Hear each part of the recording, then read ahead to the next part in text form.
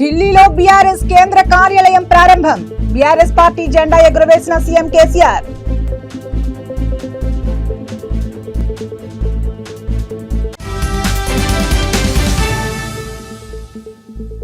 రాష్ట్ర వ్యాప్తంగా నిరసనలకు పిలుపునిచ్చిన PCC chief. కొనుగోలు ఆఫీస్ సీజ్ చేయడాన్ని ఖండించిన కాంగ్రెస్ నేతలు.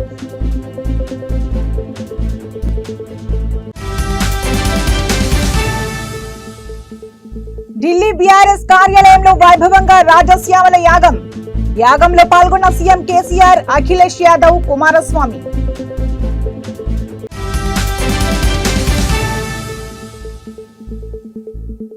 ఆదిభట్ల యువతి కిడ్నాప్ కేసులో ప్రధాన నిందితుడు అరెస్ట్. గోవాలో నవీన్ రెడ్డిని అదుపులోకి తీసుకున్న పోలీసులు.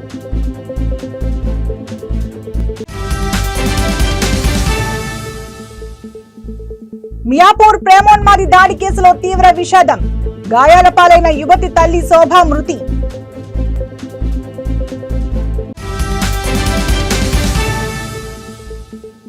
ఖమ్మంలో మహమ్మదీయ కాలేజీ యజమాని ఎస్ఏ పాషా ఇంటి ముందు రైతుల ఆందోళన.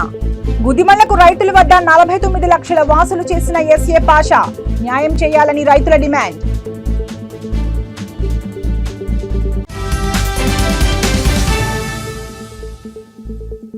కేసీఆర్ జాతీయ పార్టీపై బండి సంజయ్ విమర్శలు. బీఆర్ఎస్ ఒక వైరస్ అయితే బీజేపీ వ్యాక్సిన్ అంటూ వ్యాఖ్యలు.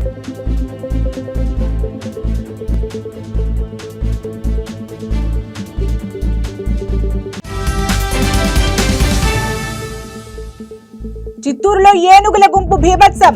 రోడ్డుపైకి వచ్చిన ఏనుగుల గుంపు, భయాందోళనకు గురైన వాహనదారులు.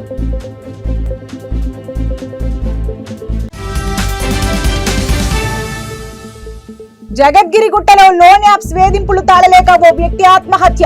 ఉరివేసుకుని ఆత్మహత్య చేసుకున్న దీనబంధు కాలనీకి చెందిన రమేష్.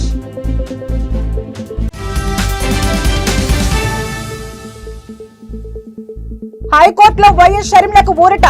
పాదయాత్రకు గ్రీన్ సిగ్నల్ ఇచ్చిన హైకోర్టు.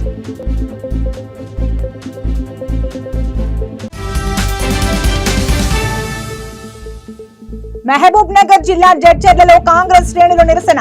సునీల్ కొనుగోలు ఆఫీస్ ను సీజ్ చేయడంపై ఆగ్రహం వ్యక్తం చేస్తూ కేసీఆర్ దిష్టిబొమ్మ దగ్ధం.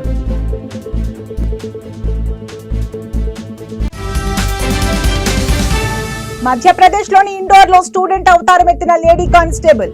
ర్యాగింగ్ కేసును ఛేదించడానికి నర్సింగ్ స్టూడెంట్ గా మారి వివరాలు రాబట్టిన లేడీ కానిస్టేబుల్ శాలిని.